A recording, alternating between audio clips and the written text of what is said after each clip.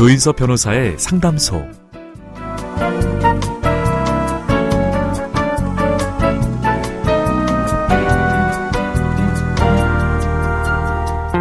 정리정돈 잘하는 편이신가요?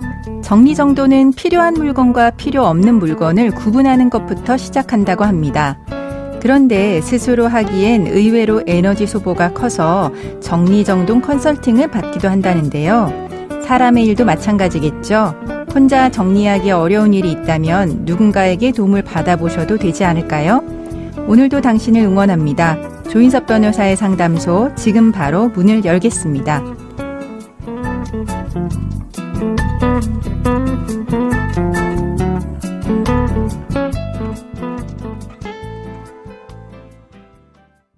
당신을 위한 로하우스 조담소 김원지 변호사와 함께합니다. 안녕하세요. 안녕하세요. 법무법인 신세계로의 김원지 변호사입니다. 오늘은 어떤 고민이 기다리고 있는지 먼저 사연부터 알아보겠습니다.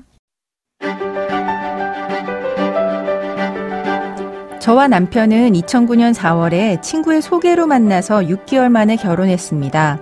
그리고 함께 해외 유학을 가서 남편이 박사 과정을 마칠 때까지 프리랜서로 일하면서 뒷바라지했습니다. 그 뒤로 한국에 돌아와서 일하다 보니 각자 분야에서 인정받게 됐지만 저희 부부에게는 아기가 없었습니다. 그래서 상의 끝에 시험관 시술을 통해서 쌍둥이를 낳았습니다. 정말 행복했습니다.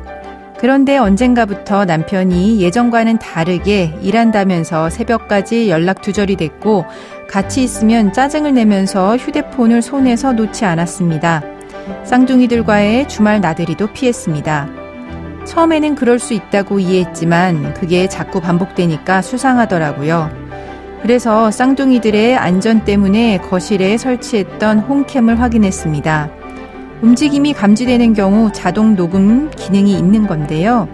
남편이 누군가와 전화통화하는 내용을 듣고 저는 기절하는 줄 알았습니다. 대화 내용 중에는 어제 우리 사랑을 과격하게 해서라는 등 누군가와 은밀한 관계를 맺은 것 같은 이야기를 하고 있었습니다. 저는 너무나도 충격을 받았고 홈캠에 있는 대화 내용을 녹음해서 여동생에게 보냈습니다.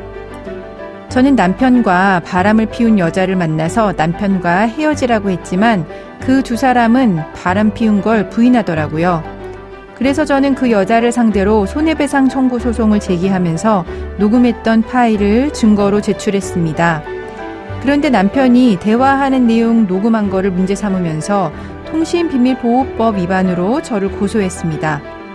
적반하장도 유분수지 정말 억울합니다. 제가 대체 뭘 잘못한 걸까요?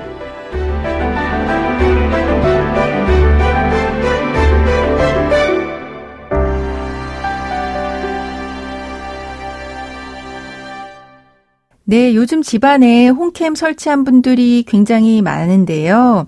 이 홈캠에 녹음되는 거, 듣는 거 불법인 걸까요? 네, 최근 대법원 판례는 홈캠을 설치할 때 남편의 동의를 받았고 위 홈캠이 별도 조작을 하지 않아도 움직임이 감지되면 자동으로 녹음되는 방식의 장치이고 실시간으로 대화를 엿들은 게 아닌 이상 타인의 대화를 청취했다고 볼 수 없어서 통신비밀보호법 위반이 아니라고 판단하였습니다. 네, 그러니까 남편의 동의를 받은 홈캠 같은 경우는 불법 녹음이 아니네요.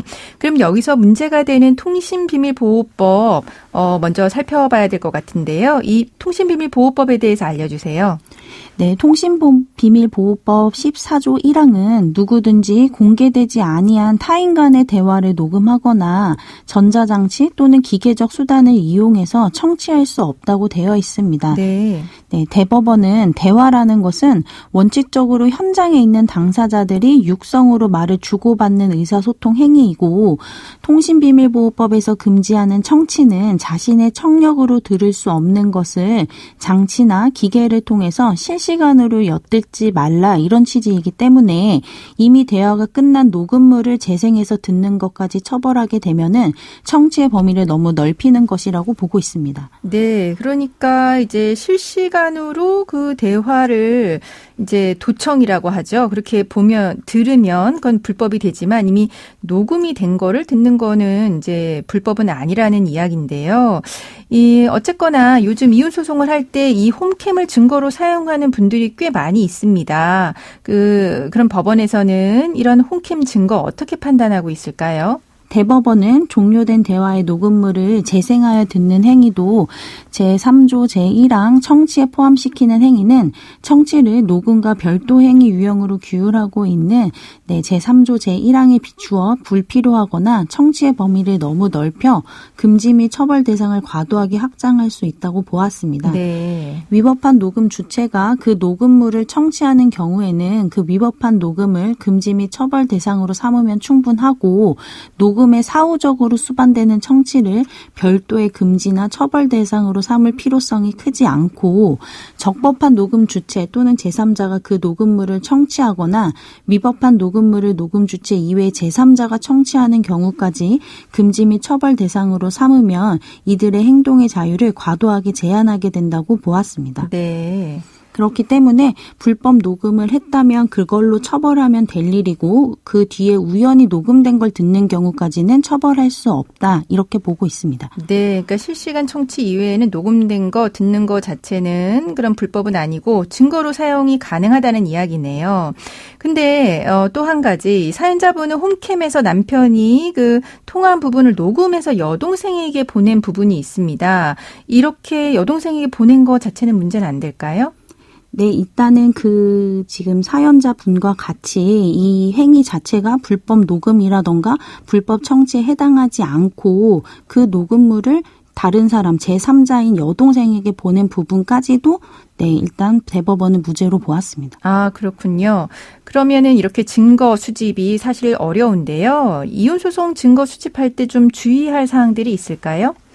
네, 추가로 증거 수집에 유의를 요하는 경우가 많이 있습니다. 블랙박스 메모리 카드를 빼오시는 경우에는 자동차 수색제 성립 여부가 문제될 수 있고 네. 이 경우에는 결혼 생활이 파탄에 이르기 전에 법률상 배우자인 자의 차를 열어보는 것이라면 무죄가 될 수 있습니다. 네, 그럼 휴대폰에 위치 추적 애플리케이션 이런 거 설치하는 경우 이건 어떻게 될까요? 네, 휴대폰에 위치 추적 애플리케이션을 설치하는 경우도 많이 있으신데요. 이는 통신비밀보호법 위반으로 유죄가 됩니다.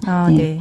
통신비밀보호법 위반 같은 경우는 벌금형이 없기 때문에 상당히 주의를 요하시는데요. 상대방의 부정행위 여부를 확인할 목적으로 혼인 파탄의 주된 이유가 상대방에게 있다. 이런 거를 밝히셔서 가장 선고유예 판결을 받는 것이 최선의 결과라고 생각합니다. 네, 그렇군요. 지금까지 상담 내용을 정리해 보자면 통신비밀보호법은 누구든지 공개되지 아니한 타인 간의 대화를 녹음하거나 전자장치 또는 기계적인 수단을 이용해서 청취할 수 없다라고 되어 있는데 홈캠에 녹음된 내용을 듣는 건 이미 동의를 받아서 설치한 홈캠의 경우는 이미 대화가 끝난 녹음물을 재생해서 듣는 것이기 때문에 통신비밀보호법 위반에 해당하지 않고 증거로 사용 가능하다라고 하는 부분 정리해드렸습니다.